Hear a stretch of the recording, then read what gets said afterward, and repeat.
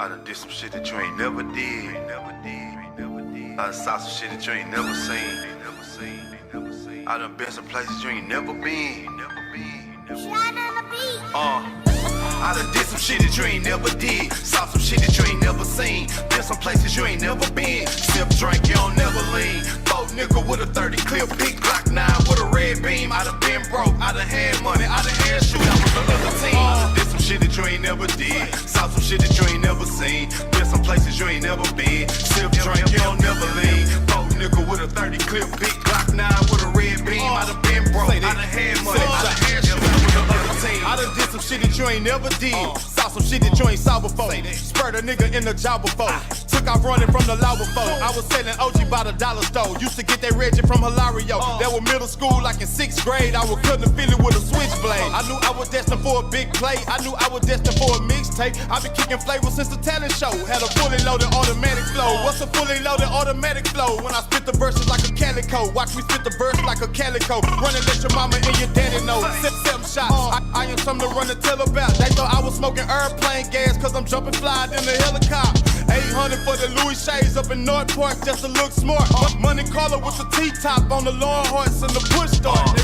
I done did some shit that you ain't never did. Saw some shit that you ain't never seen. Been some places you ain't never been. Sip, drink, you don't never lean. 4 nickel with a 30 clip, big Glock 9 with a red beam. I done been broke, I done had money, I done had shoot, I was the other team. I done did some shit that you ain't never did. Saw some shit that you ain't never seen. Been some places you ain't never been. Sip, drink, you don't never lean. 4 nickel with a 30 clip, big Glock 9 with a red beam. I done been broke, I done had money, I done had shoot, I was the other team. Fuck, nigga. No man, give it up, nigga. Shout it out, let it bust, hit him. Did it all for a check killer. I was broke, I was sick, digging licks in the brick with a stick. Have a split, serving nicks to a zip. Take a trill, 30 big boys in a big clip. Out of town, serving at the quick trip. Ain't no hoe, this fofo, gon' blow.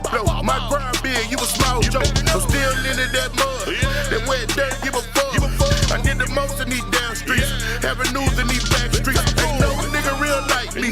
Hard time made a still cheap. Serving ain't it just to eat. Mama called it cause the work cheap. Sucker niggas wanna murk me. Had to get it, had to go see. Let these niggas know it ain't peace. I'm a damn fool if you want these. I done did some shit that you ain't never did. Saw some shit that you ain't never seen. Been some places you ain't never been. Sip, drink, you don't never lean. 4 nickel with a 30 clip, big Glock 9 with a red beam. I done been broke, I done had money, I done had shoot, I was the other team. I done did some shit that you ain't never did. Saw some shit that you ain't never seen. Been some places you ain't never been. Sip, drink, you don't never lean. 4 nickel with a 30 clip, big Glock 9 with a red beam. I done been broke, I done had money, I done had shoot, I was the other team.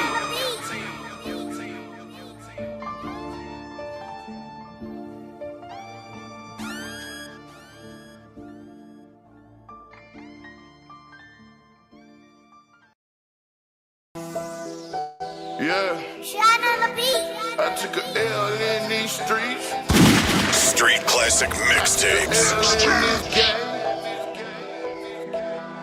Trying to stack my chains. Yeah. I took a L in these streets. I took a L in this game. I'm just trying to stack my chains. I took a L with the white. I made it flip with the green. I took a trip with the lean. Tryna put on for the team. Nigga know we keep the thing. Automatic with the beam. I put a home where you dream. Just for fucking with the team. I took a L in the streets. I took a L in the streets. I took a L in the streets. You know I'm doing that real shit. I took a L in the game. I took a L in the game. Ain't nothing changed about me. Before I'm out young nigga, man, listen up. Yeah, I'm tryna ball on the budget. I can't live like a puppet. The travel hot like the oven. Got hot tech by the dozens. And I'm working on the QTP. I hustle hard, sell anything. Off-white, get a whole seat. If you want it half, I'm a tax G. I remember nights on the end with a Mac 11 putting work in. Small town getting city money. Look at jail like my daddy running. They all had the old school running. Boxed up, sitting on something. Let them try, know the smoke coming. You a dead dummy, I'ma poke something. Shit real when you interfere. Nigga die trying to pay the bill. Boys hell when you live in here. Nigga get rich just to get peeled. 17 with a bankroll. Niggas hit him coming through the front door. Should've seen young and die slow. Money car closed just to have exposed. I'm in the flip with the green. I took a trip with the lean. Tryna put on for the team. Nigga know we keep them things. Automatic with the beam. I put a hole where you dream. Just for fucking with the team. I took a L in the streets. I took a L in the streets. I took a L in the streets. I took a L in the streets. I took a L in the game. I took a L in the game. I took a L in the game. We only doing it strictly for the streets. Took some L's, but I shook back. Hit the trap, I ain't look back. Hit some rounds in my boot bag. College campus on the two, man. Been a young boss, but you knew that. Play with the mob, get blue bag. Hey, don't see mad, why you do that? Infrared, how long you do rag? 17, I was pimping bitches, wasn't fucking me if you ain't fuck my nigga. Same hoes, still fuck with them. Lame niggas got bucks with them. Money is money, no discriminating. Fuck shit, get eliminated. G shit, I know Penny Mason. Street shit can't intimidate you. Traffic can bail out the bill. Had to go get a new scale. Stay checking L out the L. My people lost 12 in the mail. Got it back, that's a blessing. These niggas out here for sale. I want the money, nothing else. 100 million, nothing less. I'm in the flip with the green. I took a trip with the lean. Tryna put on for the team. Nigga know we keep them things. Automatic with the beam. I put a hole where you dream. Just for fucking with the team. I took a L in the streets. I took a L in the streets. I took a L in the streets. DJ Goodwill I took a L in the in your streets. ear, I took bitch. a L in the game. I took a L in the game. I took a L in the game. I took a L in the game. I took a L in the streets. I took a L in the streets. I took a L in the streets. I took a L in the game. I took a L in the game. I took a L in the game. I took a L in the game.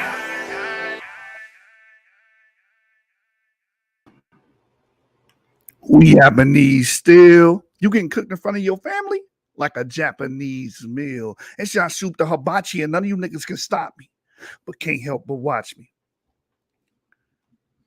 Man, as promised, we are going to be presenting what we're about to go into for Black History Month, right? I want to teach you guys, or share with you guys, rather, medieval Western African history. So we're going to go into the kingdoms of Ouagadougou, aka Ghana, Mali, and Songhai. And I have a great book by David C. Conrad that covers all three of those topics. And I'm going to just go over the information with you guys. And if I can't finish this book today, just expect this to be a multi-part series. And then after that, I'm going to read the entire book of Equiano, so you guys can have the history of Equiano. You guys can know what Equiano said, what he was about, and you don't have to just depend on your enemies to know who Equiano is, because you got a lot of people want to poo-poo on his legacy and not commemorate him for the great works he did. You know, they're trying to make him seem to be a charlatan or whatnot. It is what it is. But that's what we're here for. We're going to actually read the information. They don't sit down and read nothing. You understand? So with that being stated, let's get right into it, man. We're about business here. You know, and all the detractors out there, I know one thing you're not going to do. You're not going to bring your ass over here and do a debate, man. A structured debate at that, not just you yelling shit. A structured debate, time debate, where you have to show slides, show information. You're not going to do that. Your Garfield, your Sonnetters, all these people, they're not going to debate nothing. A structured debate, not the mess they do on their channel. That's not structured, right? They're too scared. Their backbone is made of jelly, right? Like, well, Bill Cosby said, Jello pudding. That's what your backbone made of, man. What your heart beating for, huh? What your heart beating for, huh? These niggas scared. What's up, ladies and gentlemen? These bitch niggas scared. Boys and girls. This little beat shizzle, homeboy. College Park music. College Park, Chopper City.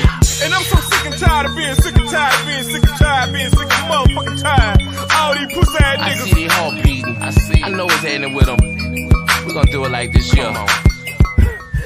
What your heart beating for? What your heart beating for? You guys are just weak as hell. But we're going to do what we got to do over here. Yeah, we're going to actually teach. And I'm just going to give a warning on this one, right? Listen, all you guys trying to tap into our ancestry, since you want to delimit everybody else's ancestry, this ain't yours. Till you show me your DNA, this ain't got shit to do with you. You know what I'm saying? True story, you have the group I. You understand? This ain't got nothing to do with you, man. All you foragers out there, because there's a few of y'all with forager haplogroups, this ain't got nothing to do with you. You understand? You were subservient. So I'm going to start delimiting y'all like y'all trying to delimit my entire Yap history. Right? West Africans were dominated by Yap. Nothing else. So y'all want to delimit? Y'all want to play the delimit game? We can play that game. You venerate my ancestors. The greatness of what my ancestors did. How about that? I'm actually EU290. I actually come from that stock. I actually come from that. Y'all don't. But you talk the most shit about West Africa and West Africans and what they can and cannot do. Right? Go walk off a cliff. With that being said, we're going to go right into this work here. And as I said, if you're offended, unsubscribe. I don't give a damn about none of that. Do what you got to do. I'll talk to the 2 people remaining. Share information with them. So this is the book here, Empires in the Medieval West Africa by David C. Conrad. Great Empires of the Past, Empires of Medieval West Africa. Very easy read, you know. This is going to be covering Ghana, Mali, and Songhai. You're going to learn that the ancient kingdom of Ghana was not in present-day Ghana today. You're going to learn that today. So I believe there's 6 chapters in this book. Chapter 1, the Ghana Empire. Chapter 2, the Mali Empire. And Chapter 3, the Songhai Empire. Part 2, Society and Culture. Chapter 4, the Soninke people of the Ghana Empire. Chapter 5, the Mandi people of the Mali Empire. And Chapter 6, the Songhai people. And then we have the epilogue. All right, so we see, you know, look, all West Africans don't live in jungles. You know, some of them live in desert areas, right? Some of them are Sahelian. You know, the idiot true historian thinks we're all jungle. You're jungle culture. A salt caravan approaching Ariwan, Mali. That's the picture you see here. In its journey across the Sahara from the mines of Taoudini to Timbuktu. This 2007 photo shows territory that was part of the medieval empires of both Mali and Songhai. Introduction. The geography of northwestern Africa has shaped its history in dramatic ways. The Sahara Desert was an extremely important geographical feature in the history of the 3 great medieval African empires. And these 3 great medieval African empires were inundated with Yap carriers. I'm claiming it and owning it. So all you eye markers out there, all you redneck African Americans that really are European or foreign descent, this ain't you. And I'm going to make that clear throughout the whole thing because y'all love delimiting everybody else. All right. So it says here, the Sahara Desert, and I don't give a damn. I remember I got a phone call saying y'all feelings was getting hurt and I'm hurting people's feelings over there. Stay hurt. Someone called me and said, you hurting people's feelings? People are depressed. I don't give a goddamn. These brothers have spent majority of their time on YouTube delimiting people's ancestry, telling people what they can and cannot be, what they can and cannot practice. It's time you get a taste of your own goddamn medicine. You were descendant of a European. That's what you are. You're not a West African. Y'all got the right one. right? I'm not going to tickle your goddamn fancy or your ear and say what you want me to say or what you want to hear. This is not going to happen. It says right here, the Sahara Desert was an extremely important geographical feature in the history of the three great medieval African empires described in this book. Today, the Sahara is the largest desert in the world, but it was not always so. Rock paintings found in the mountains of the Sahara reveal that until about 5000 BCE, the region was a land of rivers and lakes. And what's important about that 5000 BCE is because the Masi people have the Eurasian DNA from that period, letting you know that they were in the northern regions. They were in the Green Sahara at one point, as we covered in several papers that we covered this week, right? The people in the Green Sahara being one.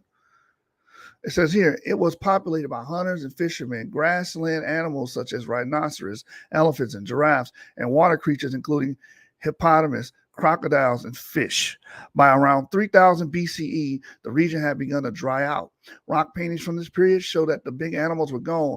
They had moved north and south to wetter climate zones. Many of the humans also moved northward into the Maghreb, which is the Arabic word for northwestern Africa, modern Morocco and Tunisia, with their shorelines on the Mediterranean Sea. Eventually, the dry region became known as the Sahara, which is the Arabic word for desert.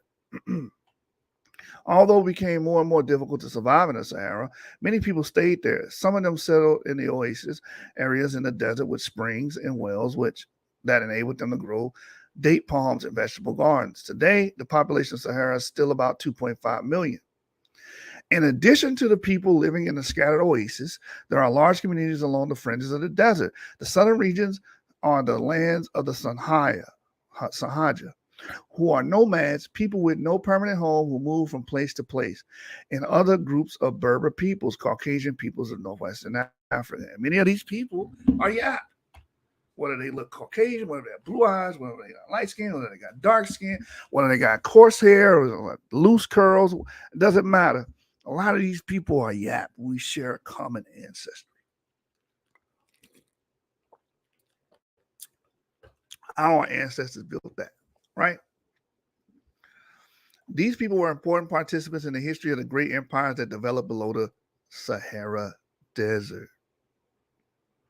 These people, who are the people? These people above, the Zahaja, the Berbers, right? These are all Yap people, man. Connections. What are connections? Throughout this book and all the books in the Great Empires of the Past series, there are connection boxes. They point out ideas, inventions, art, food, customs, and more from this empire that are still part of the world today. Nations and cultures in remote history can seem far away from the present day, but these connections demonstrate how our everyday lives have been shaped by the peoples of the past. And a lot of the stuff that we have, modern conventions, you can thank Yap carriers for, because we sowed the seeds with introducing to the world agriculture, city states, right? Those things are huge and spread like wildfire because my ancestors were migratory and not static. Here's the Sahel right here. The Sahel, on the southern fringe of the Sahara, is an area called the Sahel. This is where the land changed from desert to savanna. Sahel is the Arabic word for shore. It is as the Sahara was a great ocean of sand and rock. And now listen to this wording, because this is the same wording that, or same metaphor rather, that the Jews use in their traditions of a great sand and rock sea, right? That was crossed by certain Semites. And we see it in the Arabic tradition as well. It says, it as if the Sahara was a great ocean of sand and rock. The camels that transport goods across the desert were ships, and the large market towns were seaports. Nowadays, the Sahel is semi-arid. The rainfall is irregular, and there are cycles of drought, a shortage of water. The Sahel is drier now than the savanna grasslands. Camels are almost as important in the Sahel as they are in the nearby Sahara, because they can travel long distance in a dry region. During the period from about 1000 BC to 1000 CE, however, the Sahel had a wetter climate. There was enough grass for cattle, sheep, and goats to graze. The soil was fertile enough for farmers to grow grains such as millet, sorghum, and fonio. In those times, it was possible to produce enough extra food to support people living in cities who could not grow their own food. Archaeologists studying in the Sahel have found that the Mundi people who lived there organized themselves into small settlements by about 1000 BCE. See, that 1000 BCE, that 3,000 year ago period is very important to Western Central Africans. We keep pushing that and telling y'all that and showing you information pointing that. We start seeing these people form within the last 3,000 years, right? By about 600 BCE, there were large villages, and from 400 to 900 CE, urban centers appeared in several areas of the Sahel. You don't start seeing the beginnings of these great empires in West Africa until you see inundation of yap carriers there. The Mandi people, the Proto-Bantus, right? We can go on and on and on. The Matsi, the Fulani. We start seeing these people come in. Now we're starting to see West Africa build up because these people have the skills and technology to do so. It says one of these urban centers was a place that is now called Kumbi Salah. Some archaeologists believe it was the capital of the Ghana Empire, the first of the three great medieval empires in this book. The biggest desert in the world. The Sahara stretches across Africa from the Atlantic Ocean to the Red Sea, covering 3.3 million square miles. This represents about a third of the African continent and is an area about the size of the United States. The Sahara is one of the hottest places on Earth with temperatures that can rise to 136 degrees Fahrenheit. What makes it a desert is not the heat, though, but the dryness. The Sahara receives less than 3 inches of rain a year. In comparison, a typical city in the United States, such as Chicago, gets 33.34 inches a year of rain, snow, and sleet. There are places in the Sahara where rain might fall twice in 1 week and then not again for years. Some people think of the Sahara as a great ocean of sand dunes, but the dune part of the desert called the Urge actually makes up only about 15% of its area. Even so, the Sahara is so vast that some of the dunes are truly enormous. There's one known as the Libyan Urge that is the size of France. About 70% of the Sahara consists of rocky plains covered with stones and gravel. The rest is mostly flat, stony plains of shale and limestone. There are also two mountain ranges, one in Algeria and the other in Chad. Bilad al-Sudan. The savanna of sub-Saharan, that is south of the Sahara Desert, West Africa, was first described in writings by the Arab travelers and geographers. They called it Bilad al-Sudan, which means the land of the blacks. Because that Arabic term was in the first written record of the region, the West African savanna came to be called the Western Sudan. The area has vast grasslands, widely scattered giant trees, and rainfall only during specific seasons. The Niger River and its many tributaries run through it. Because the savanna offered grasslands for grazing and fertile soil for farming, the people who lived in Western Sudan made the transition from basic survival by hunting animals and gathering plants to methods that offered a more consistent food supply. They kept herds of animals such as cattle, sheep, and goats, and grew grains such as millet, fonio, and sorghum. Connection. This is right here, the humpback cattle. Where do these humpback cattle come from? This is giving you a hint where these people come from. Because again, if you read enough, you know that domesticated animals require people that what are familiar with that breed of animal and stock of animal. So where do these humpback cattle come from? Nomadic Fula herd their Zebu cattle to the market. That's the image you see above here. Before 5500 BCE, there were no cattle of any kind south of the Sahara. But by 2000 BCE, cattle, sheep, and probably goats had been introduced to the area. The cattle herding peoples of Western Sudan raise a breed of cattle called Zebu that have a hump between their shoulders. Zebu cattle, I want y'all to listen to this. Listen to this part. This is very important. Zebu cattle were probably introduced from India. Domesticated animals require people that are familiar with that breed or with that animal. That's what it requires. This shows migration, which goes along with the Eurasian components that we see in these West African peoples. These yap carriers. It says they are used primarily for milk production and are only rarely eaten for their meat. They are also sometimes used to carry heavy loads or for writing. And I want to talk about milk production as well, because you got West Africans that have the ability to digest milk, and we're going to discuss where that comes from as well. Right? It says these cattle cannot survive in the rainforest regions to the south of the savannah because the forests are infested with the tsetse flies. The tsetse flies are carriers of trypanosomiasis or sleeping sickness, and the zebu have no immunity to that disease. It says here, they produced more food than they needed themselves, so they began trading the surplus with neighboring peoples. Eventually, they learned how to use iron to make tools and weapons. Later, they began to use horses for transportation. These advances made it possible for some peoples of the Sudan to put together powerful armies and dominate others. The economic and military successes of these more powerful groups eventually led to the founding of Ghana, Mali, and Songhai, three of the greatest empires in African history. Yep. The Niger is the third longest river in Africa, after the Nile and the Congo. Its headwaters rise less than 200 miles from the Atlantic Ocean. They flow northeast from the Fouta de Djallon mountain range that spans the border of modern Sierra Leone and Guinea. The Niger River eventually empties into the Atlantic Ocean on the coast of Nigeria, about 2,585 miles from its mountain sources. One river, many names. The money people in the Mali Empire call the Niger River the Jaliba. The people of Songhai call it the Isaben. The area on the Niger where the three great empires in the medieval period were located is called the Middle Niger. After flowing down from the highlands of Guinea, the Niger River is joined by many smaller rivers.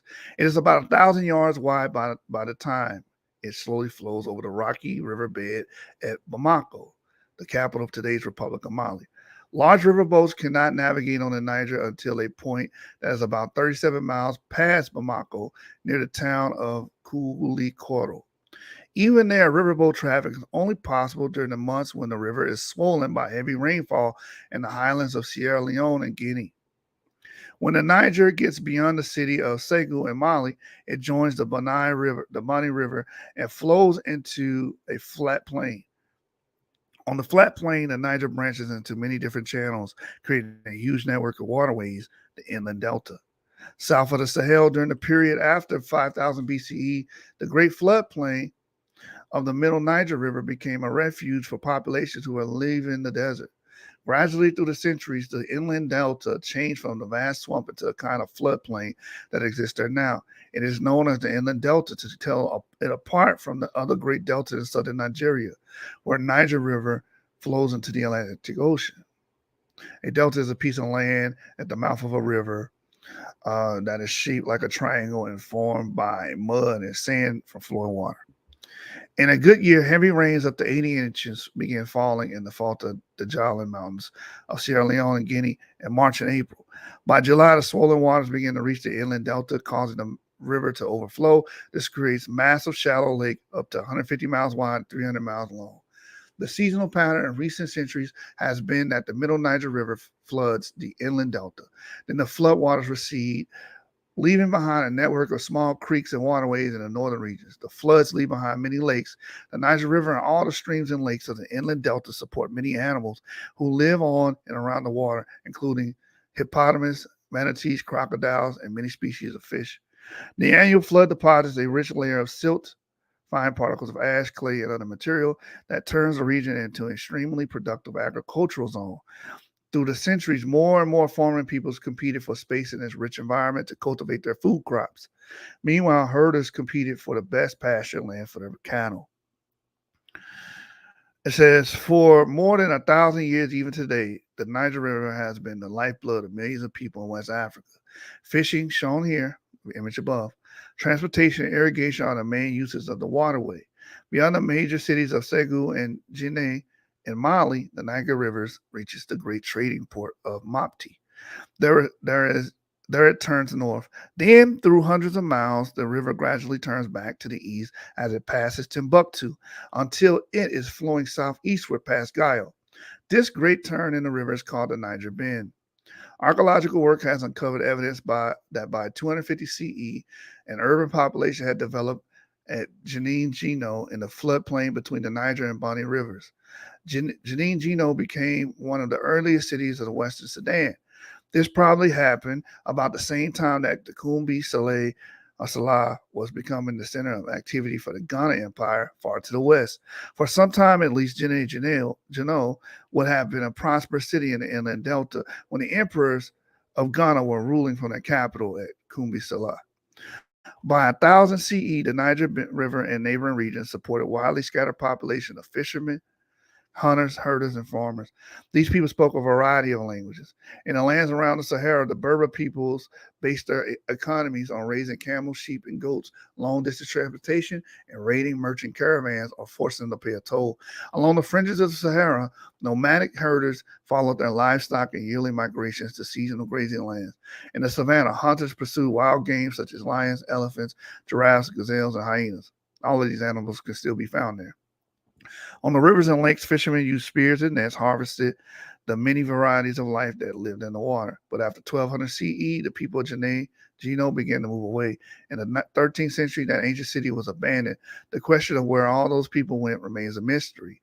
However, about the time of Gino was going into decline, another city was rising a short distance away. In fact, it could be seen from the old city. Some of the people likely moved there. This newly developed city was called Janae. Eventually, it became one of the most important cities of the Mali and Songhai empires. So now we're learning about the antecedents that built up these empires. And notice all of these empires are common era, because again, before the common era, these people were other regions, like we brought out the northern regions, and they come down and bring their skills, their technology, the agrarian culture, and style of life and mode of living, and begin to develop these things.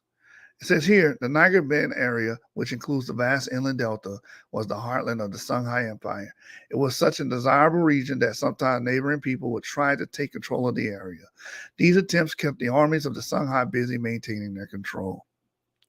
Historical records. The West Africans who laid the foundation of their medieval empires during the centuries before 900 CE did not develop a written language they could use to record historical events.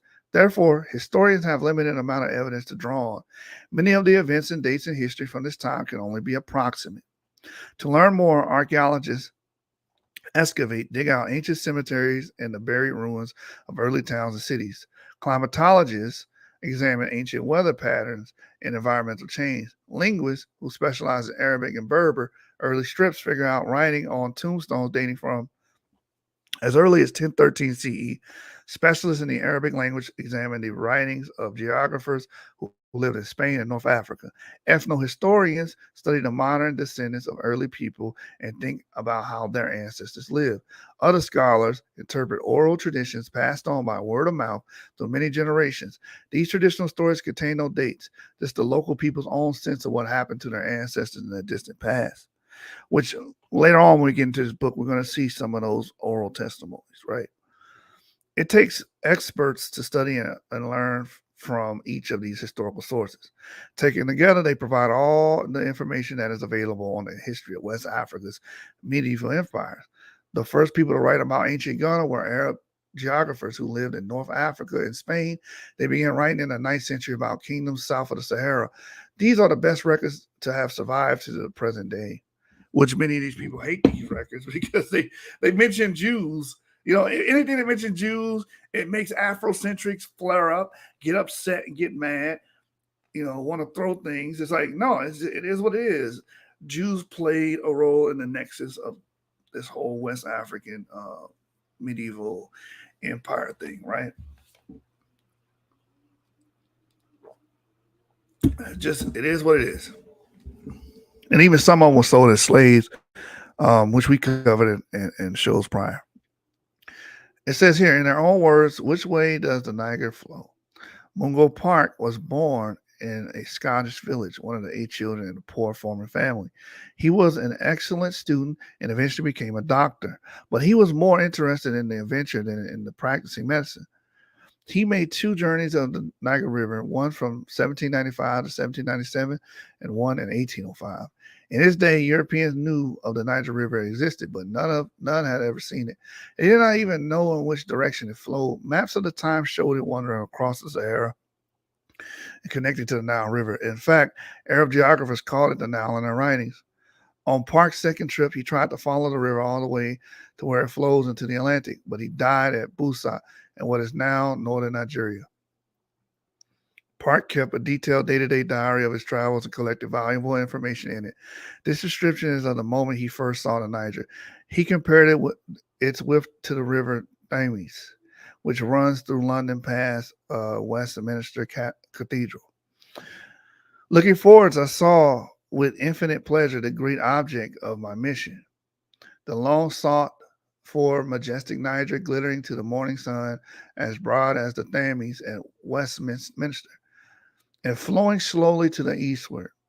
I hastened to the brink, and having drunk of the water, lifted up my fervent thanks and prayer to the great ruler of all things for having thus far crowned my endeavors with success.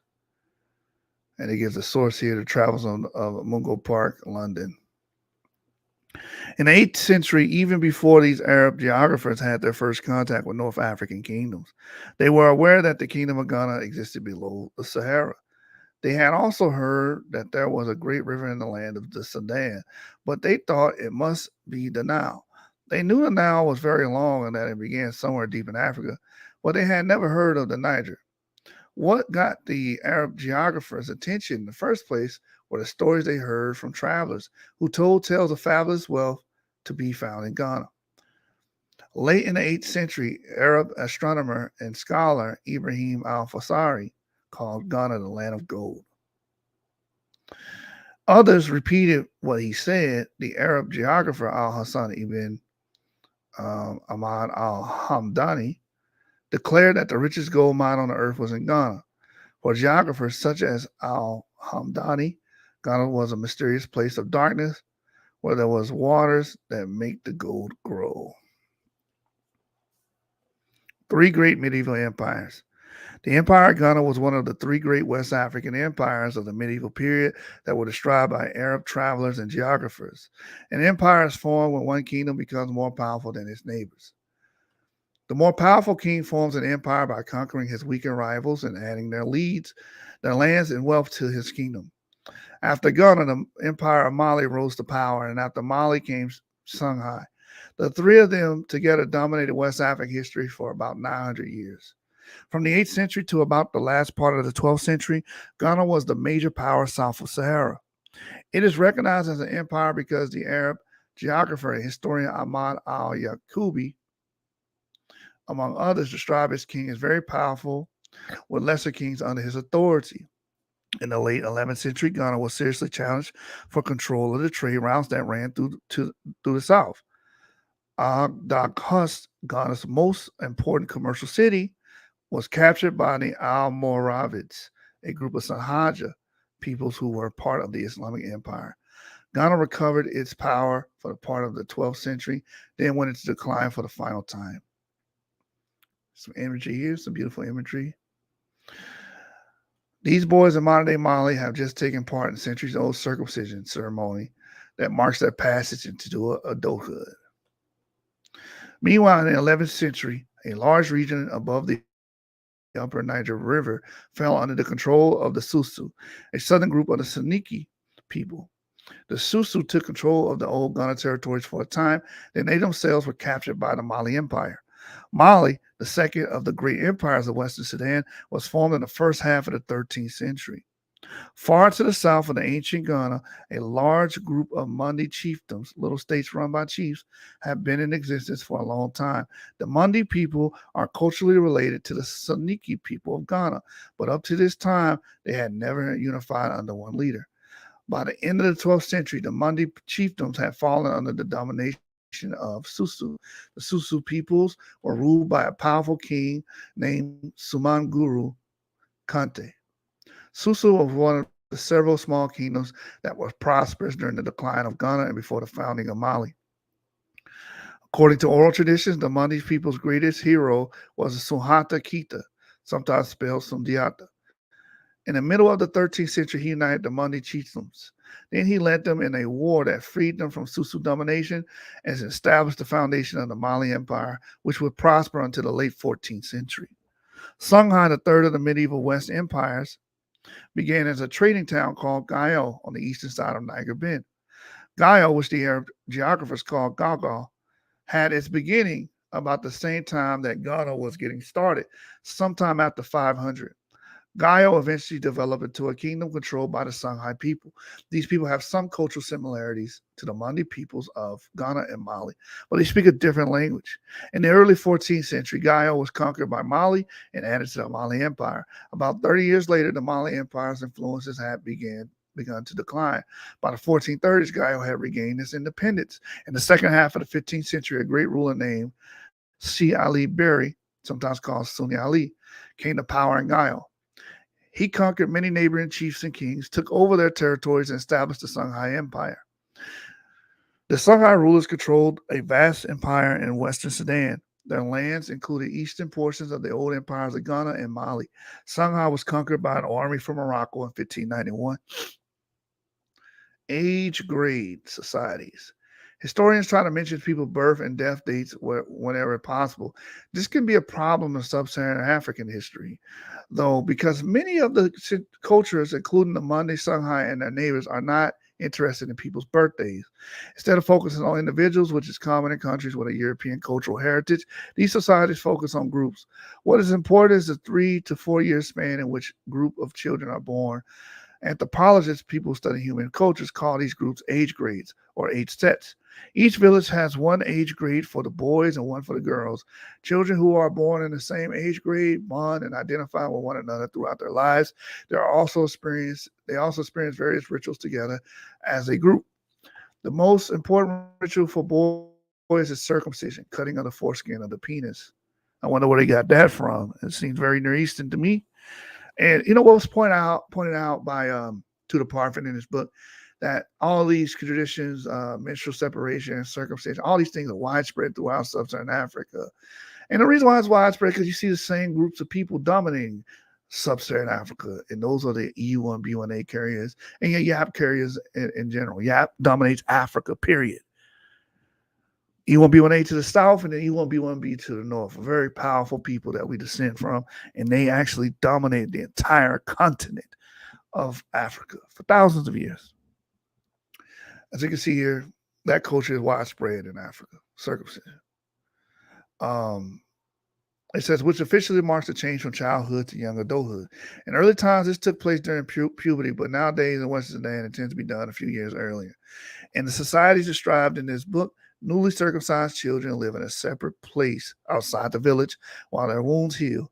While the children are isolated from the rest of the village, their adulthood rituals continue with lessons based on standards that were set by their ancestors. The lessons are designed to educate them about their responsibilities to one another and as citizens of the overall community. One of the main purposes of age grades is to provide a sense of social togetherness that goes beyond the family. This is why when a Mandi person who is away from home meets another Mandi, she or he will introduce a fellow villager as a brother or sister. Another purpose of age grades is that they make it easier to get large groups of people together for major tasks such as clearing land or in early days going to war. The rights and duties of an age grade change as people in it grow older and new age grades come up. Younger age grades are responsible for vigorous activities such as group farming, hunting, and warfare, while older age grades perform duties that require experience and good judgment, such as handling government and legal affairs. Ethnic groups of Ghana, Mali, and Songhai empires. Africa is a huge continent. It is more than 3 times the size of the United States, and it has a great number and variety of cultures. The native people of Africa include more than 1,000 different ethnic groups. Each has its own language and customs. In the modern country of Nigeria alone, there are more than 200 groups speaking languages that are not understood by other groups. There are similar numbers of cultures and territories that were once home to the Ghana, Mali, and Songhai empire. So again, people trying to say you got to do one culture or one language or whatever. You don't know African history, West African history, because these people have a multitude of languages, a plethora of languages, a plethora of cultures. They're not all the same. They're not homogenous. Again, the heterogeneity in West Africa, as we read last night, it's very great, right? They got Eurasian components, Hanagata components, right? They have different components coming together, culminating and amalgamating to make what we see today, right? It says, what is a tribe? Many people, including some anthropologists and other social scientists, describe African and other non-Western ethnic groups around the world, including Native peoples of North and South America, as tribes. They use this word because it's short and convenient, but some people find it offensive. They believe the word suggests that people are uncivilized or inferior because it's only used to describe non-Western groups and very primitive Western peoples who lived far in the past. For this reason, this term tribe will not be used in this book. Instead, more descriptive terms such as ethnic group, people, society, culture, and clan will be used. The dominant peoples of both Ghana and Mali empires and their modern-day descendants were part of a huge, complex cultural group whose people taken together are known as Mundi. Many groups speak regional variations of the Mundi language and share ancient customs. These include the Mamana and Malinki. These groups also have Eurasian components as well that makes the Africanist blood boil. It says the Manika of northeastern Guinea, Mani, Nika means people of Mani, an ancient variation of Mali. The Mandika of Senegal, Gambia, and Guinea-Bissau, Mandi Nika means people of Mandi. And the Dioula of northern the coast of Ivory, the Eula means trader. Many other related Mandi groups are located between what is today southern Mauritania, western Burkina Faso, northern Liberia, and the Atlantic coast of Senegal and Gambia. One of the Mandi groups on the fringe of this large group of cultures is the Suniki. They were the founders and rulers of the Ghana Empire. In the Ghana Empire, another important culture was the Sahaja, who came from the Berber peoples of North Africa. The Sahaja were desert people and spoke a regional variation of the Berber language. Like their North African relatives, they subdivided themselves into large clans, groups of close-knit families. In the Western Sahara in the 11th century, the Sahaja founded the Almoravid dynasty of the Islamic Empire. Some of their most important clans were the Jazula, the Judala, the Lamtuna, and the Masufa. These fierce desert fighters, caravan guides, a caravan is a group of people traveling together, and traders competed with rival clans for control of major trade routes and market centers. They also competed with the Sonata clans from North Africa and the Suniki of the Ghana Empire. When the Ghana Empire lost its power, its territories and peoples, including the Suniki, Sahaja, and other ethnic groups, were eventually taken over by the Mali Empire. Inhabitants of Mali also included the desert-dwelling Tuareg, who are Berber people like the Sahaja. And we know the Tuareg consists of E1B1A markers and E1B1B markers, right? They yap all the way around, right? And of course, they got smaller subsets of T and R and stuff of that nature. No one's denying that, right? Who are Berber people like the Sahaja. As the Mali Empire expanded, it also included the Songhai people of the Kingdom of Gayo, which would eventually become the Songhai Empire. Among the many other peoples of the Mali Empire were non-Mandi ethnic groups who are identified with particular occupations. For example, the Dogon, the Sinofu, and many others were farmers. Nomadic, and many of the Dogon and the E1A carriers. Says the nomadic cattle herders following the seasonal rains to find grass for their herds were called the Fula. The Baso and Samono were river specialists who built boats and canoes for fishing and transporting goods and people.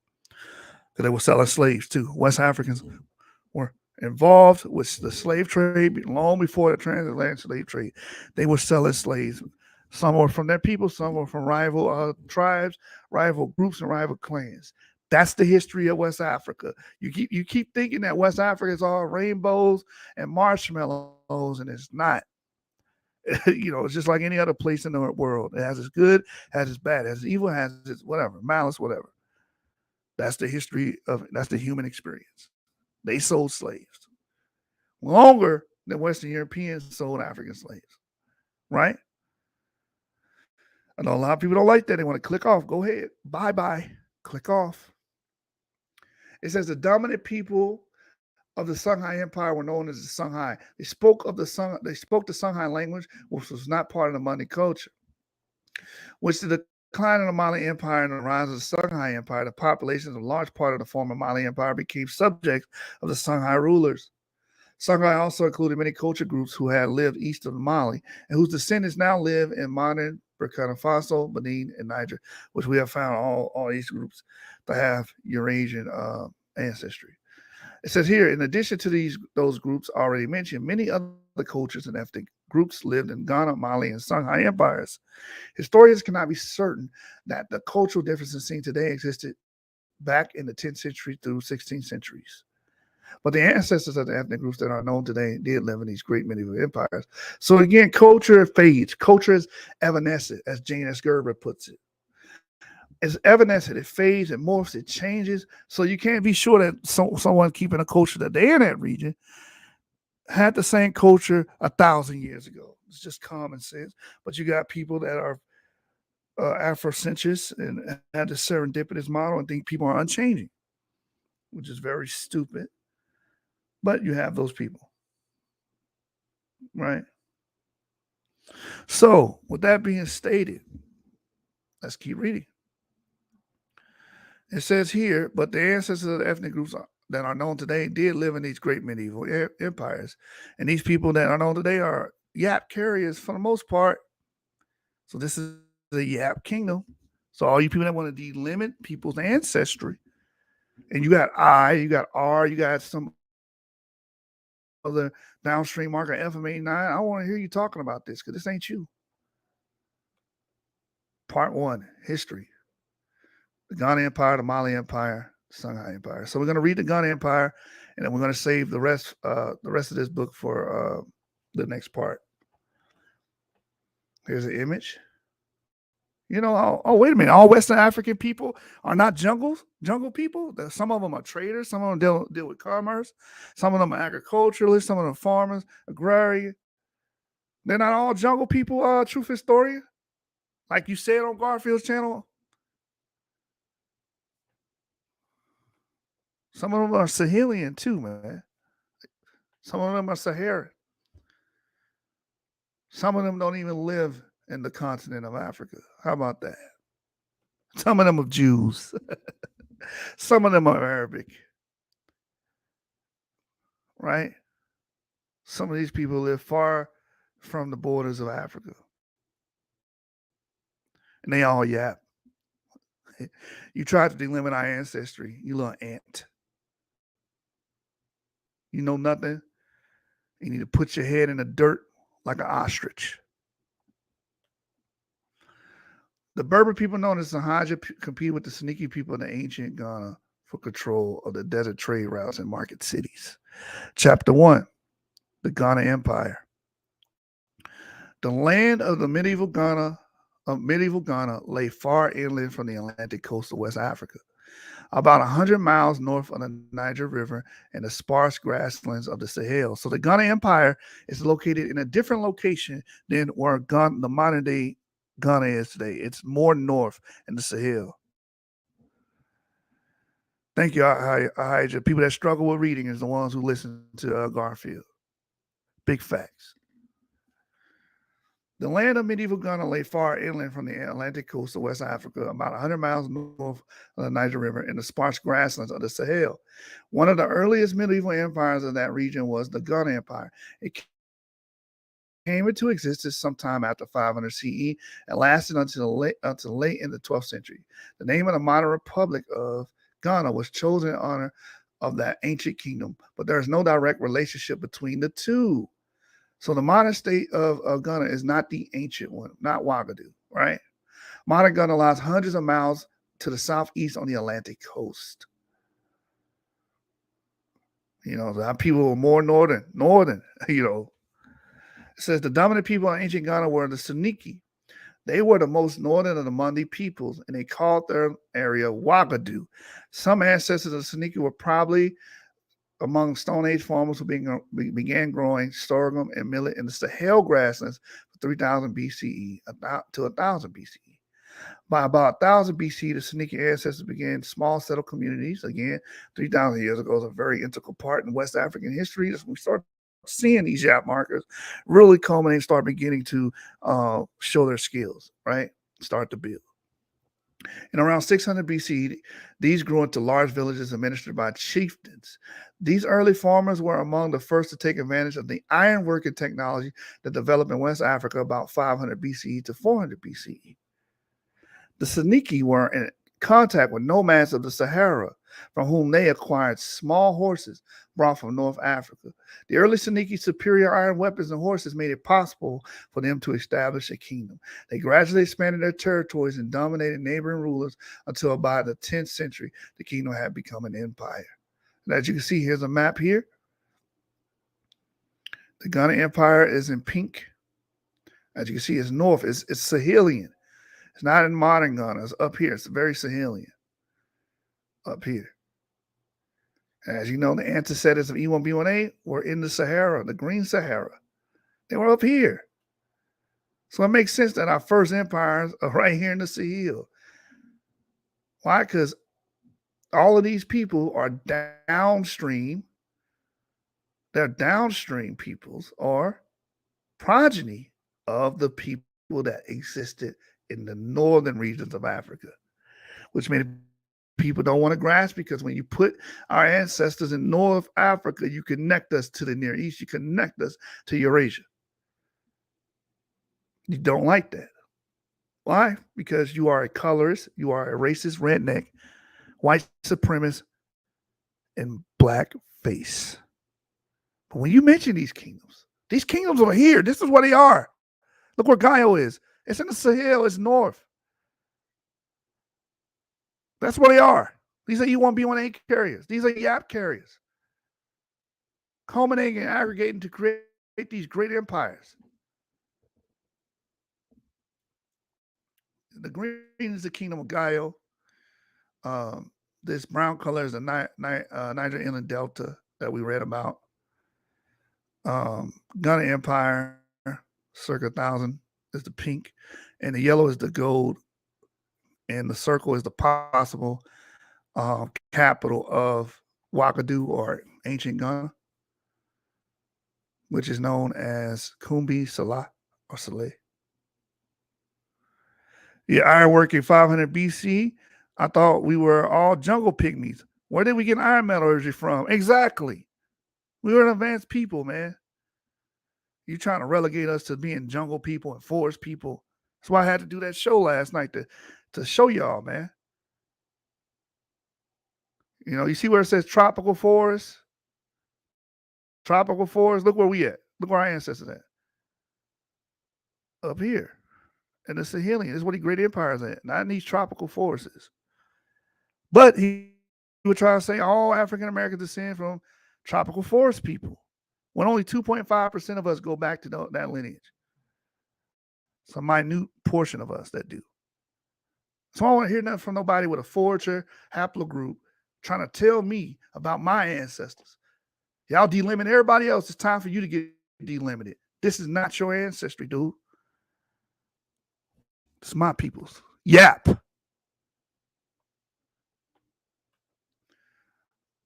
Ghana, the first of the three successful West African empires of the medieval age, spread north and east from the Senegal River. Ghana reached its height in the early 11th century. Visitors from North Africa began referring to the Saniki state as Ghana, but the Saniki themselves and other Mandi peoples know the ancient kingdom as Ouagadougou.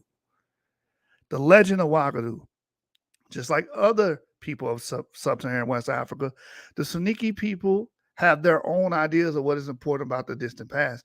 They prefer to emphasize things such as family rivalries, the heroic deeds of their ancestors, and their ancestors' relationship with the spirit world. The Saniki people's ideas about their history are expressed in the legend of Ouagadougou. This is an oral tradition told by many generations of the Gesserit, Saniki professional storytellers and musicians. Details vary from one version to the next. Get this off screen. But the legend generally describes the origins and early deeds of different Saniki clans. The legend often begins by describing how the ancestors of Dinga came from somewhere in the Middle East, which, hello, this makes sense. We have an ancient, middle Paleolithic Eurasian component, which can be compared to or comprised of Basal Eurasians. And then we have a more recent Holocenic Eurasian component amongst these people. So many of you people want to dispel or discount their oral tradition. It actually goes well and is harmonious with their genetic makeup.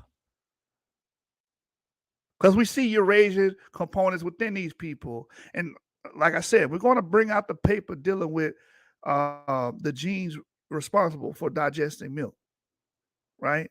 Digesting the sugars in milk and how that got there. We can look at the genome and show that these people are not autochthonous to these regions. They migrate to these regions, just as their oral testimonies stipulate. Again, let me read it. The legend often begins by describing how the ancestors of Dinga came from somewhere in the Middle East. Some say he stayed, and again, these people do have a component, a Levantine Neolithic component within them. Thanks to Skoglund et al., 2017, we know this. And thanks to Lusretz 2018 et al. In the supplementary, he says that a Bronze Age Levantine component was spread through sub-Saharan Africa via the Bantu agricultural expansion. Appreciate it. There you go. I told you high be praised is the sixth man. He gonna give us 20 and 10 every night. The brother says that's the Bronze Age Levantine autosomal DNA. Exactly. It's harmonious. But if you're an Africanist and you want to isolate peoples, then you'll sit up here and deny this all day. But the story is in the genes, not in your racism. It says some say he stayed for a time at Janneh, an ancient city that still exists on the Niger River north of Bamako, the capital of modern Mali. Dinga later moved to the town of Dia on the inland delta of the Niger. There he married and had 2 sons. They became the sneaky ancestors in other towns of the Sahel. I also want to say this too. They say, oh, they got this from the Arabs because they want to be Arabs. First of all, you don't know that. You can't prove and substantiate that. Secondly, the Levantine autosomal DNA components that they have is older than the Arab expansion into North Africa. It's older than that. You're talking 3,000 years ago. Before any Arabic or Islamic expansion, before the religion of Islam. So that's dead in the water. That argument has no legs. Get over it. West African people are not isolate, right? They're not isolated. They're not stuck. They're not stagnant. They're not static. They're migratory, as their genes show and their history show. It says Dinga's movements from place to place are the storyteller's way of explaining the presence of Soninke population in various parts of the Sahel. Dinga is said to have eventually arrived at a place southwest of Nioro in today's Mali. When he arrived there, it was dominated by genies or spirits of the bush. Various versions of the legend describe a kind of magician's duel that took place between the Dinga and the genies. Dinga won the contest and married the 3 daughters of the chief genie. Their sons became the ancestors of many of the Soninke clans. One clan was the Sise. It was the Sise that became the ruling clan of the Ouagadougou. Please, Ron Dalton, don't take this and put this in a book and try to say this is proof of fallen angels having sex with humans. Please don't use this as that, bro. Please, God damn. Let us have some.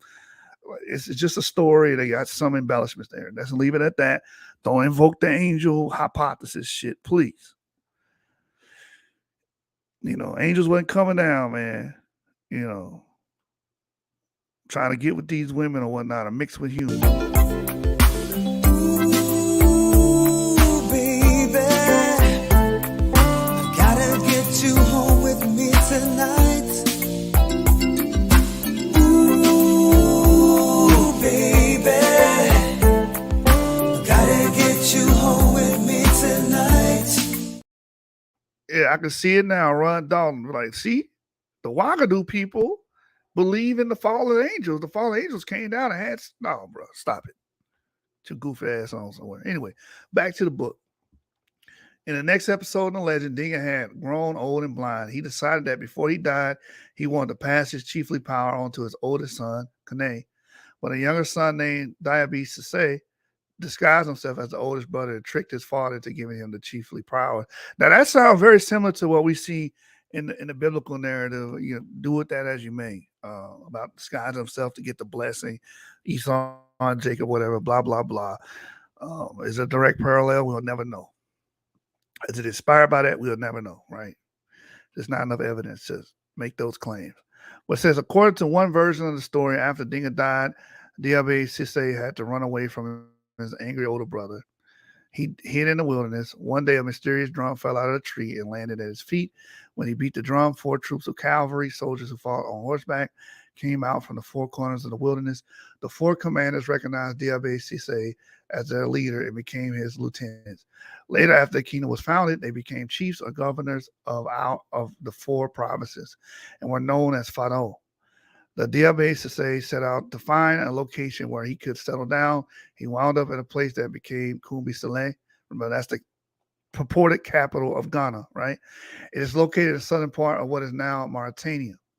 When Diabe Sise arrived at the site where the town of Kumbi Saleh was to be established, he found it was guarded by a giant snake named Beta. In several versions of the legend, Beta is said to have lived in either a well or a cave. The great snake is usually thought of as a python. The python is a snake that often lives near streams and rivers, so having Beta take this form suggests a new settlement was located near water. Diabe Sise entered into agreement with the snake Beta.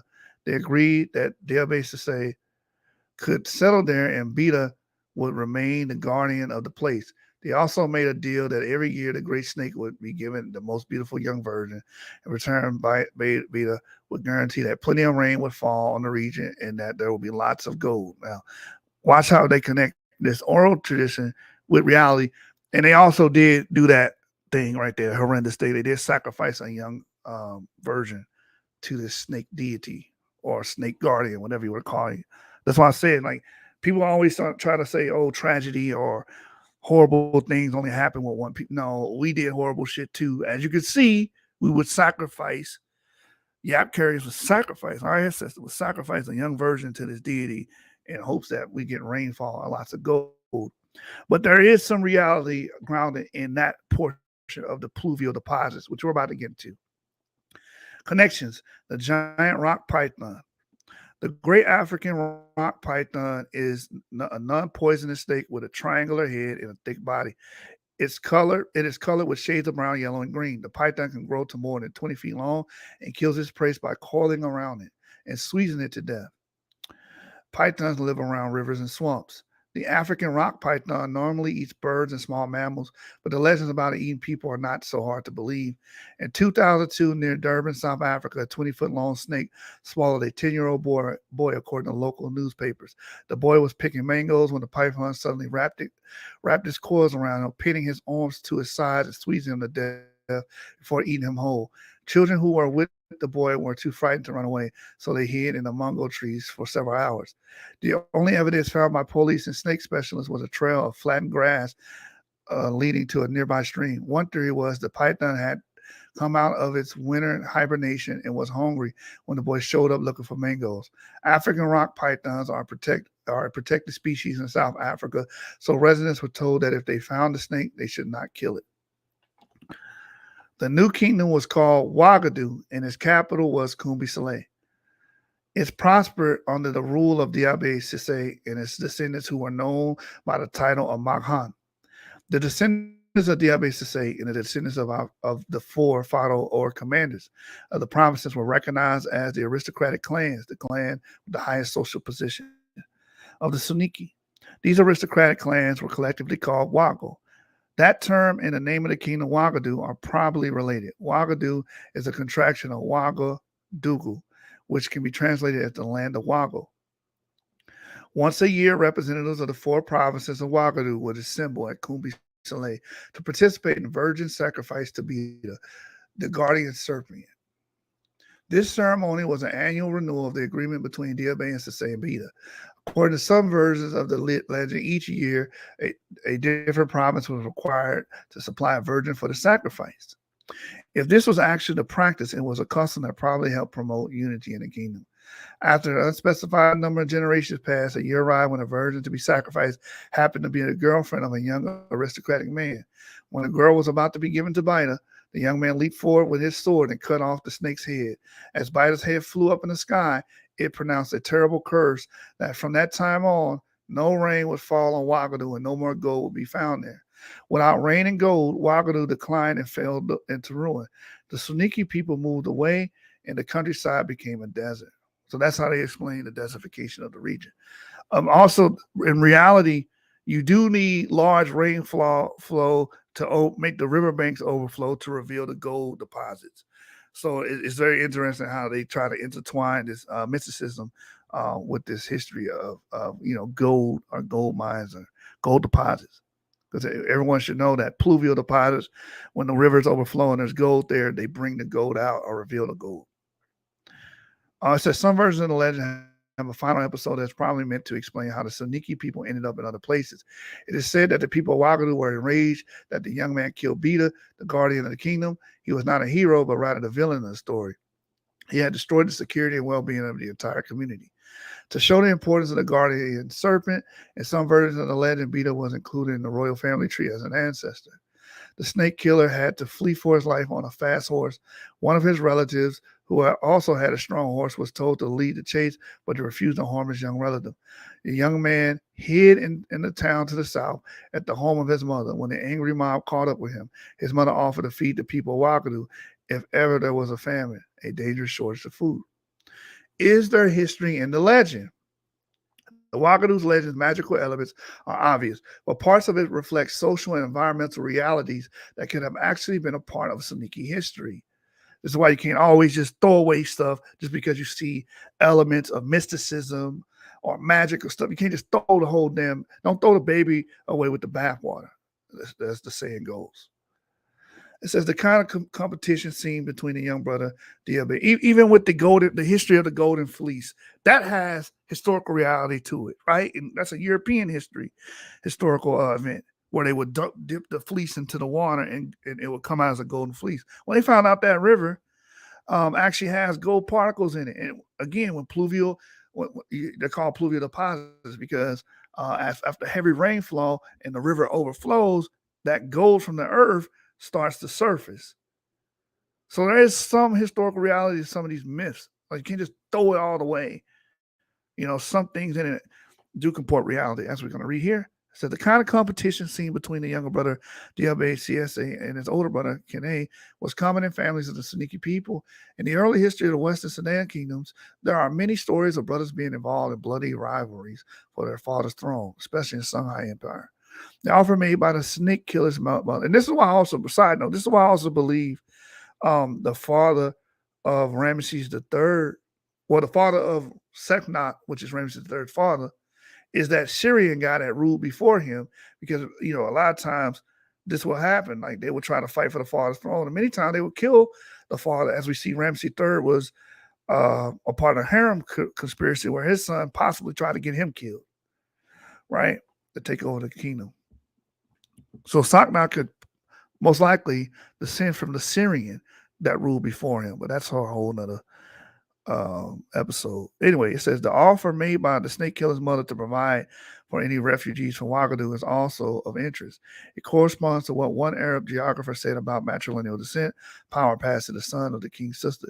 In those early times, that might even have been instances of female chieftains. Looking at the environmental elements in the legend, it is a fact that pythons are equally at home in water and on land. Their presence was a sure sign of a climate with enough water to support a settlement.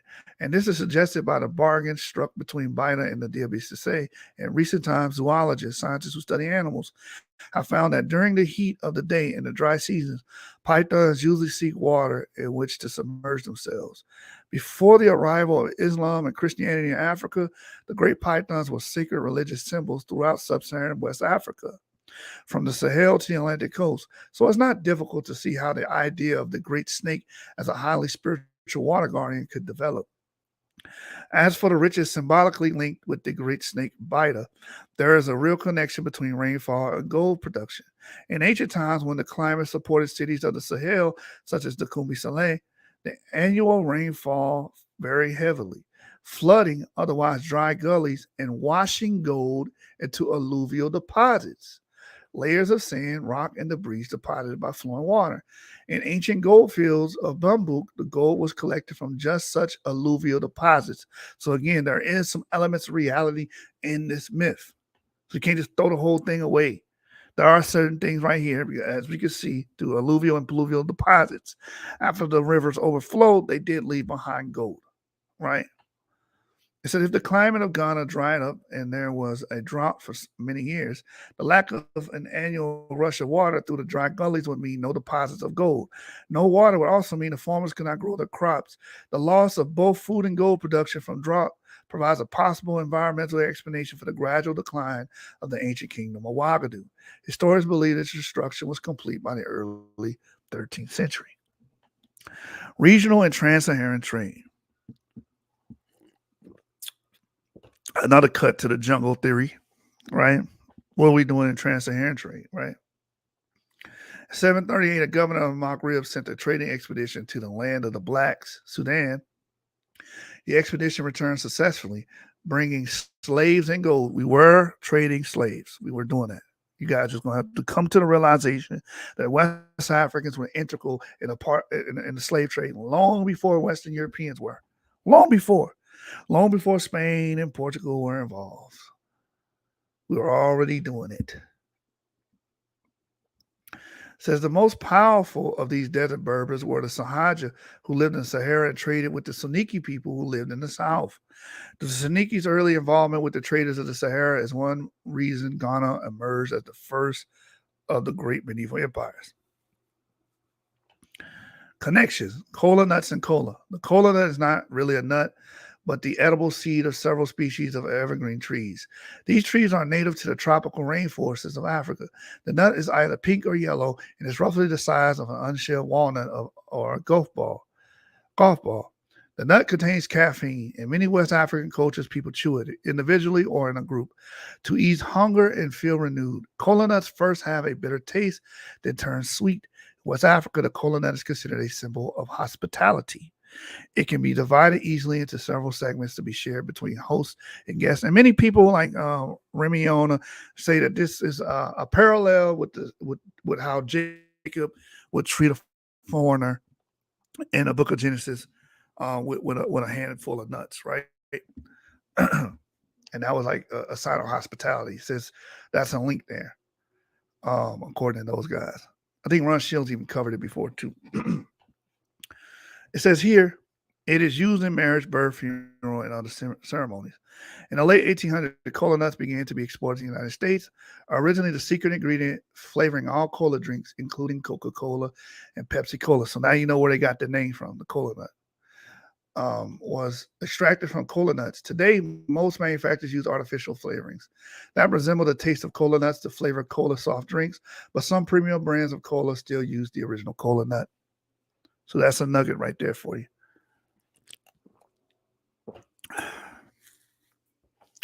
The other main reason is that Ghana controlled the sources of gold.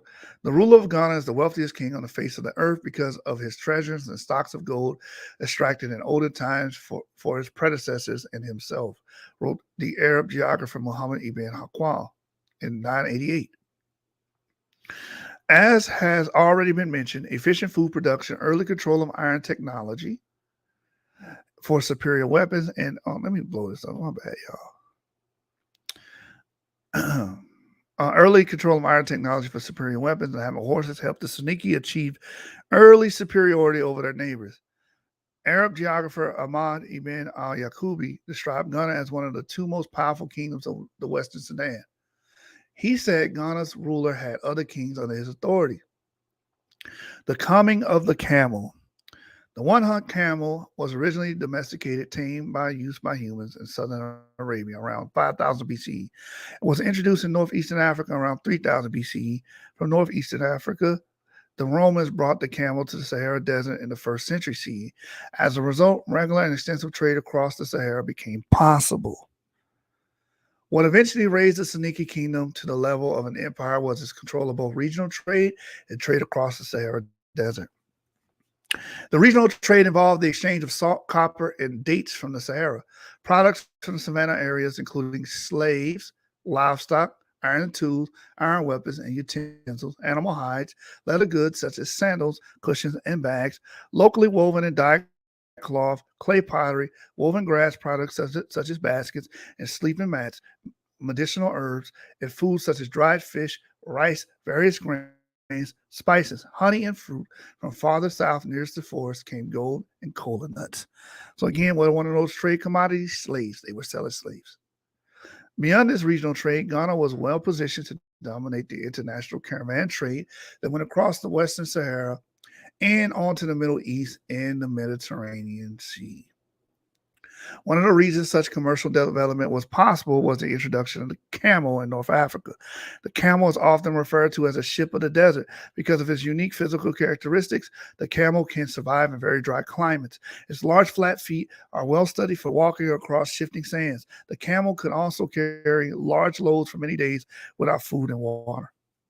In the 2nd and 3rd century CE, the use of camels quickly expanded from North African Berber peoples. The Sahaja people of the Western Sahara acquired large numbers of camels by 4th and 5th centuries. As a result, they began to develop and control increasingly busy desert trade routes. The caravans that crossed the Sahara Desert, a route called Trans-Saharan, could consist of as few as 6 camels or as many as 2,000. They usually left North Africa in April or May and were led by professional Sahaja guides who could find the wells and water holes that dotted the desert. The dangerous journey lasted from 2.5 to 3 months, depending on the size of the caravan and the conditions of the route. Unusual dry years could leave the wells with insufficient water. If a severe sandstorm came up, it could bury the entire caravan alive. Ghana's location in the Sahel enabled the Soninke people to control commerce from the savanna and forest zones in the south and the Sahara and Maghreb, northwest Africa.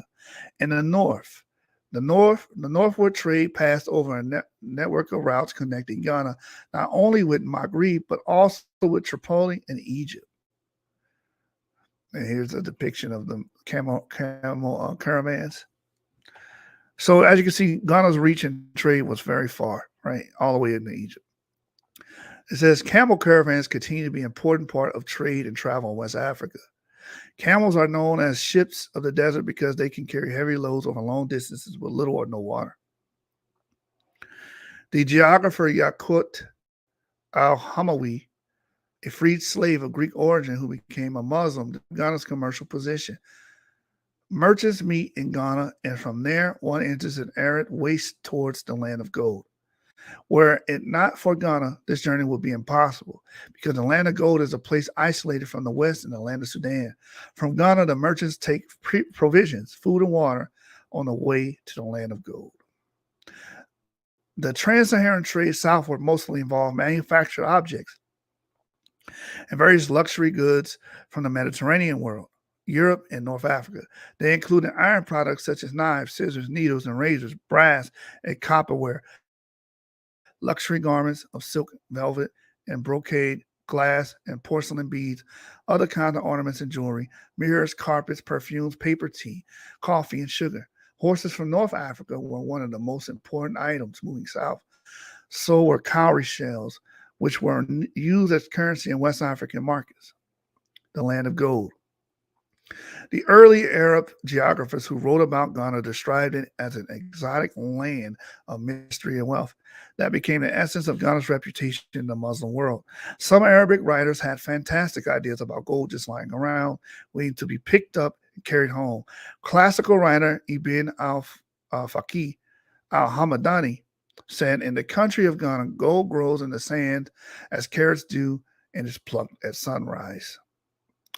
About the end of the 10th century, the anonymous author Akbar al-Zaman claimed that traders would secretly slip into the kingdom of Ghana where all the earth is gold.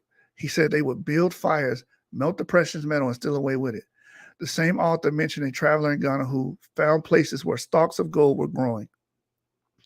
We know such tales continue to be told for a long time because in the 14th century, Syrian historian and geographer al-Omari was still describing 2 kinds of plants that had roots of gold.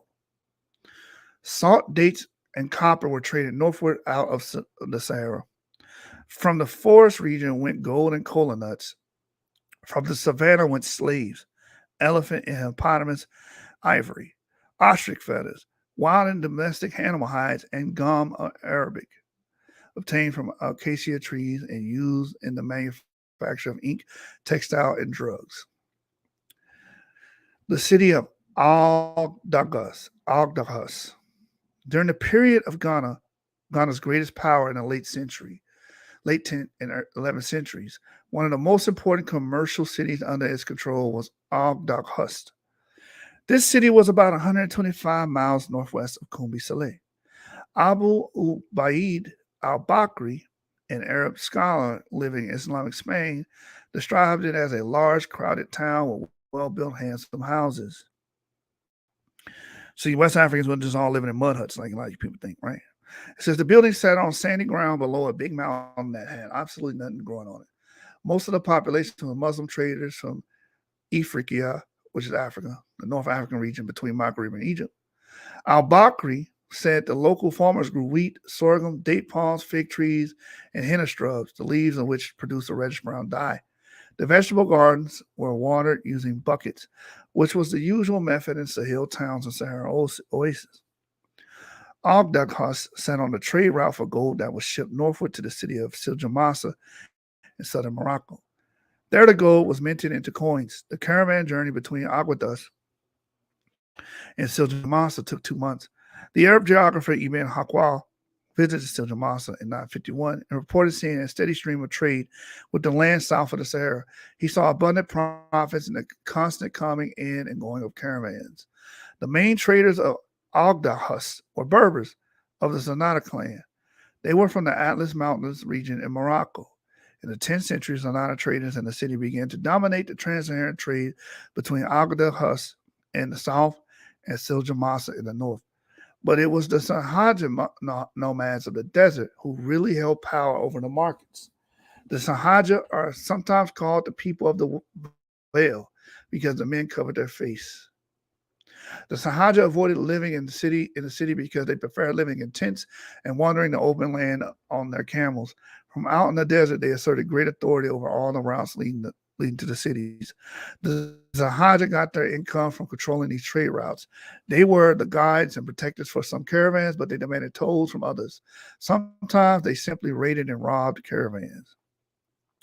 The Sahaja also profited from trade centered in the Agdagas by sharing control of the city with the Sonata Berbers. But around the middle of the 11th century, the Saniki of Ghana took control of the Agdagas. The Sonata traders of the city accepted Saniki authority. This caused the Sahaja people of the desert to lose an important source of income. So they continued to compete with the Saniki for control of trade and had a great impact on the 11th century Ghana. Eventually, many Sahaja clans unified into a powerful Islamic state that recaptured Agdagas from the Saniki. The unified Sahaja groups came to be known as the Almoravids. The Almoravids were strict Muslims who took control of Islamic Northwest Africa around 1085. The Almoravid Empire eventually reached from the Senegal River through the Maghreb into Spain. Connections: money cowries. Cowrie shells were originally used as currency. Today, they are used for decorations such as the clothing or on the Bamana Mtomo mask. In sub-Saharan West Africa, cowries were the most popular currency for many centuries. These so-called money cowries are the shells of small snail-like creatures that lived in the tropical waters in the Indian and Pacific Oceans. As early as the 13th century, Arab traders were carrying cowries from the Maldives Islands in the Indian Ocean to Egypt, then across the desert to the markets of sub-Saharan West Africa. Europeans were interested to find that Africans usually prefer cowries to gold when doing business. By the 16th century, the shells were being imported in ships of Dutch and English traders to the Guinea coast of West Africa. As the Atlantic slave trade grew, cowries were among the items Europeans exchanged with coastal West African groups for slaves. So again, West Africans were complicit in the slave trade. It says right here, by the early 18th century, cowrie shells were becoming the bubble wrap of their day. Tons of them were exported from South Asia to Europe to cushion, porcelain, and other fragile items, and then exported again from Europe to Africa. 2003, evidence of their use in the slave trade was found in Yorktown, an important 18th century Virginia port, on property once owned by a slave trader named Philip Lightfoot. Archaeologists found hundreds of cowries in a trash dump dated to about 1760. Also in Virginia, a single cowrie was found at Monticello, the home of President Thomas Jefferson. The shell was found during the excavation of a storage cellar beneath a slave house that was occupied from the 1770s to 1790s. A hole and small grooves on the cowrie indicate that it was worn as jewelry. People who examined it think it was probably carried to Virginia, attached to the clothing of an African slave. In West Africa, cowries are still used for many things, including decorated clothing, drums, and headdresses, and on sculptures used in rituals such as masks and statuettes. They are also used to predict the future. Fortune tellers toss handfuls of them to make predictions that are based on whether the shells land with the open side up or down. The Almoravids. Sometime during the 8th century, the Sinai and other Berbers of the Atlas region became Muslims. Later, the Sahaja were also converted to Islam. The religious conversion gave them all wider commercial connections with the Muslim world. This increased the scale and complexity of their trade and generally made them more prosperous. It was in the century following the Seniki takeover of the city of Agdakhus that the Sahaja became involved in the Almoravid movement. This had a great influence on the spread of Islam, which was a major factor in West African history. At the beginning of the 10th century, the Sahaja were masters of the Western Sahara, but they were spread over a vast territory and were divided into clans. They dominated trade routes and salt mines. The clans living in the southern part of the desert were the Judala and the Lamtuna, who bordered the kingdom of Ghana. Control of Agdakhus was disputed between the Lamtuna and Suniki. Those Judala people are interesting because I read a book called Jews in Places You Would Never Imagine, or something to that effect. And he says that Judala is actually theophoric and is actually referring to Jews, because the Jude is referring to Yehuda and Allah is referring to a deity, right? So that's the argument he makes in that book. Whether or not there's evidence for that, I don't know. Again, this period is very scarce. It says here, Islam was spreading through the region, but it was weaker and less strict in the south than it was in the north. Around 1035, the chief of the Judala clan, Yahya ibn Ibrahim, made a pilgrimage to Mecca. During his long journey to the Muslim Holy Land, Yahya realized that his people back in Western Sahara had only a very basic idea of what Islam was about. They were not behaving like the stricter Muslims in Arabia and North Africa. On his way home, Yahya visited with a famous Muslim theologian in the city of Qayrawan. Yahya asked the theologian if he had a very wise follower who could come back with him to the Sahara to teach true Islam. But nobody at Qayrawan was willing to suffer the hardships of living in the desert.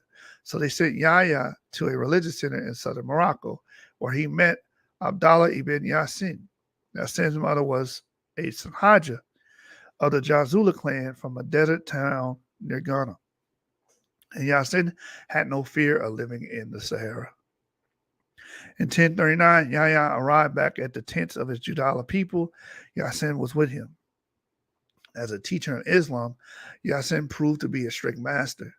He was determined to convert everyone, even if he had to do so under the threat of physical harm. Muhammad in the Islamic Empire.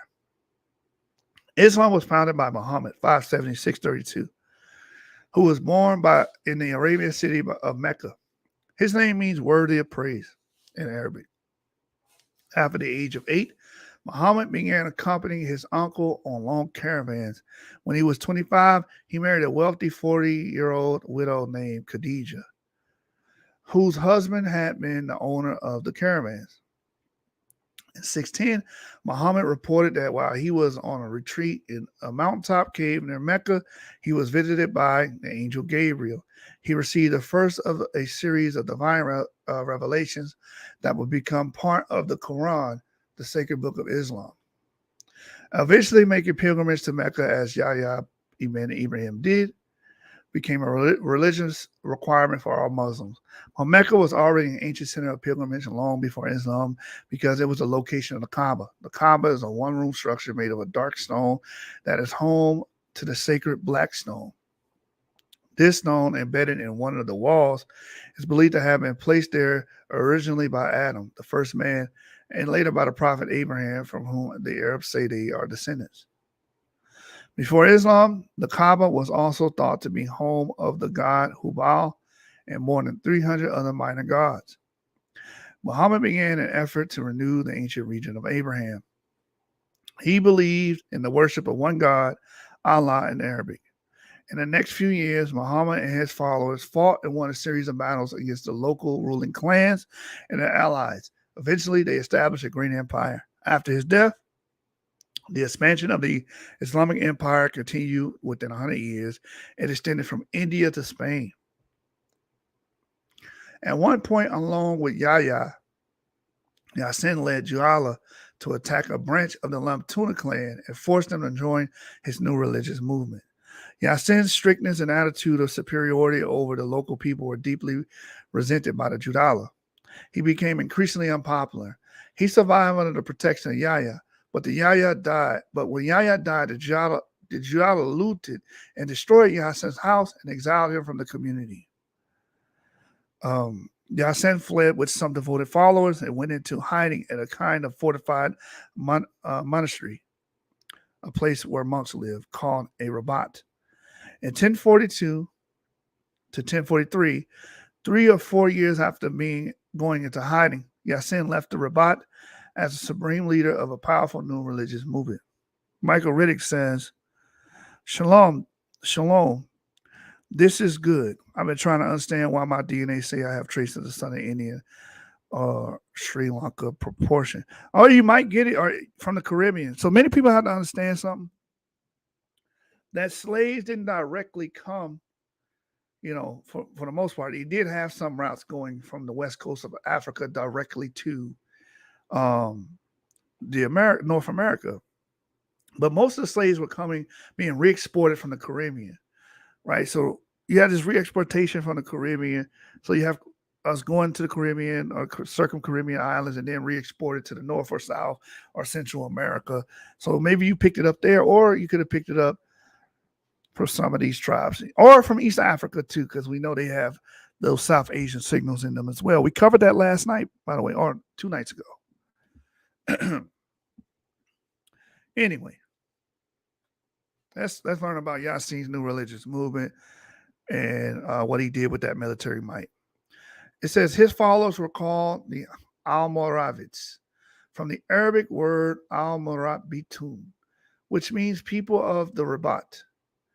Yasin soon formed a new alliance with Yahya ibn Umar, chief of the Lamtuna.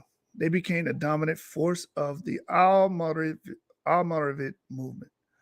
The essential concern of the Almoravids was that the laws of Islam should be strictly observed. They wanted all the rules to be followed: prayer and fasting, not eating anything, not drinking alcohol, or eating forbidden foods, making the pilgrimage to Mecca and learning the Quran, the Muslim sacred book. They were prepared to promote these things by force through jihad or armed struggle. This meant the Almoravids had to have a firm base from which to launch their military campaigns, and that the clans involved had to be united. They began to campaign to incorporate the Masufa and other Sahaja peoples of the Southern Sahara into their movement. Some Sahaja clans continued to rebel, but most of them joined the alliance and were united into an effective political federation of desert clans. And as you can see an image here of the Berber Sahaja. In many Muslim societies, women wore the veil, but among the Berber Sahaja nomads and their Tuareg relations elsewhere in the Sahara, it is the men who cover their faces. They do this for protection against dust and sand blown by desert winds. As soon as Yasin knew he had a strong enough army, he returned to the lands of the Judala clan and killed the ones who had rebelled against him.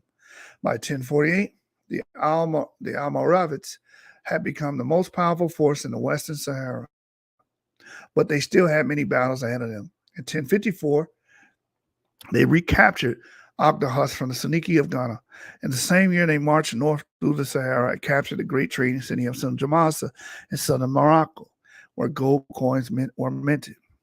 In 1056, the Almoravids learned Jamasa had been taken back by the Sanada, its former rulers. Yasin and most of his army marched north to recapture that city. But in south, the Judala had revolted again. Umar the Lamtuna chief had to stay behind to face the Judala and was killed in the fighting. His brother Abu Bakr ibn Umar took his place as supreme military commander of the Almoravids. In 1059, on one of many later Almoravid campaigns, the movement's founder, Yasin, was killed. The Almoravid impact on Ghana. In 1056, when the Almoravids captured Al-Hadas from Ghana, the Zanata merchants were punished for having cooperated with the Suniki. Many Suniki of Ghana had held on to their traditional religious rituals with the sacred servant of the spirits. But because of the powerful Almoravid influence in the following years, they were converted, sometimes by force, to Islam. The Almoravid commander Abu Bakr died in 1086. He was replaced by 6 men from among his sons and nephews.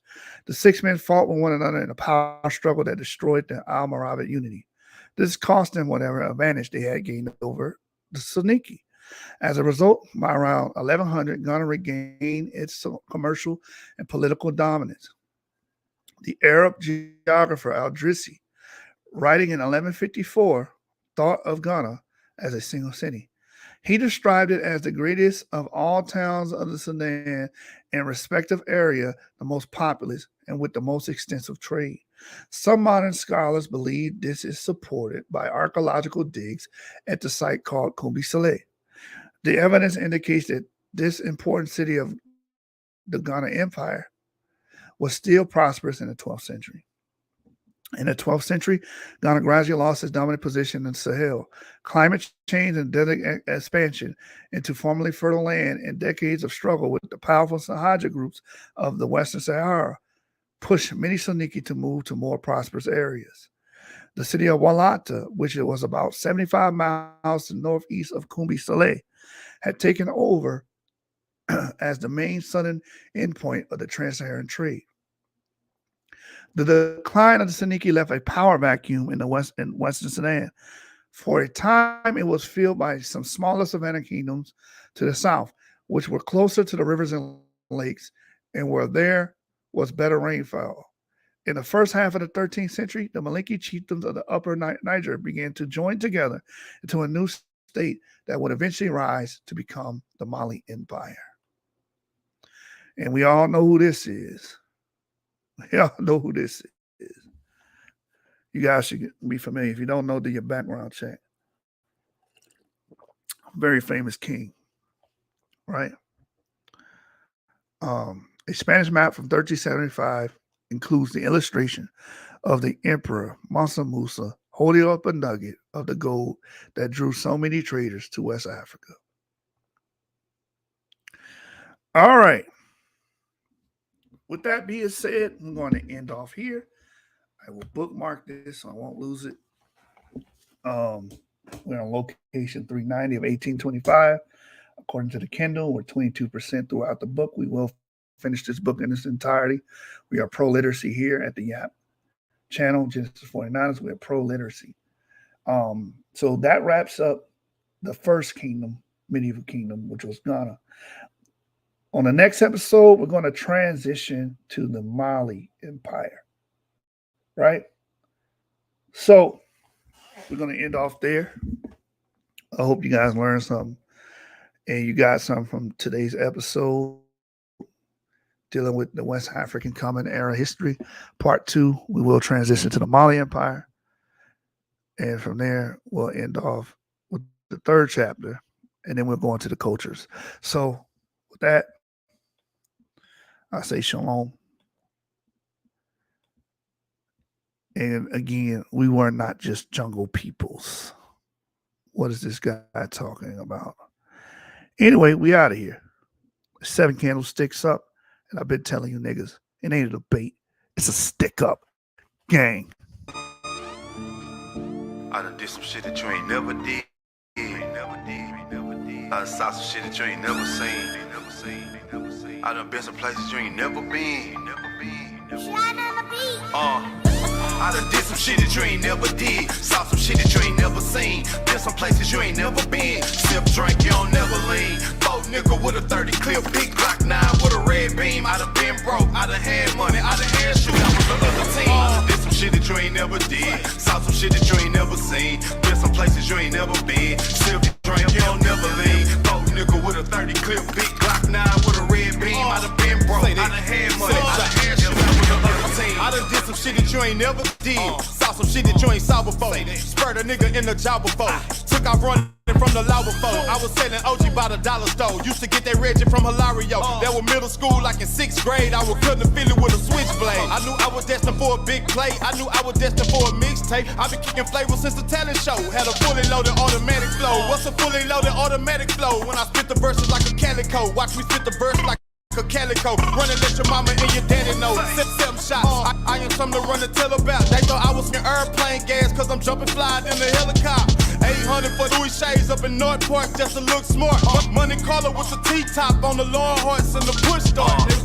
I done did some shit that you ain't never did. Saw some shit that you ain't never seen. Been some places you ain't never been. Sip, drink, you don't never lean. 4 niggas with a 30 clip, big Glock 9 with a red beam. I done been broke, I done had money, I done had shoot. I was the other team. I done did some shit that you ain't never did. Saw some shit that you ain't never seen. Been some places you ain't never been. Sip, drink, you don't never lean. 4 nigga with a 30 clip, big Glock 9 with a red beam. I done been broke, I done had money, I done had shoot. I was the other team. Really fuck, nigga.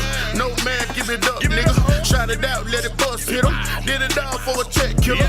I was broke, I was sick, digging licks in the brick with a stick. Have a split, serving nicks to a zip. Take a drill, 30 big boys in a big clip. Out of town, serving at the quick trip. Ain't no hoe, ain't no hoe. This fofo, gon' blow. My grind big, you a small joke. I'm still into that mud. That wet dirt, give a fuck. I did the most in these damn streets. Having news in these back streets. Ain't no nigga real like me. Hard time made a still cheap. Serving 80s just to eat. Mama called it cause the work cheap. Sucker niggas wanna murk me. Had to get it, had to go see. Let these niggas know it ain't. I'm a damn fool if you want these. I done did some shit that you ain't never did. Saw some shit that you ain't never seen. Been some places you ain't never been. Sip, drink, you don't never lean. 4 nigga with a 30 clip, big Glock 9 with a red beam. I done been broke, I done had money, I done had shoot. I was the other team. I done did some shit that you ain't never did. Saw some shit that you ain't never seen. Been some places you ain't never been. Sip, drink, you don't never lean. 4 nigga with a 30 clip, big Glock 9 with a red beam. I done been broke, I done had money, I done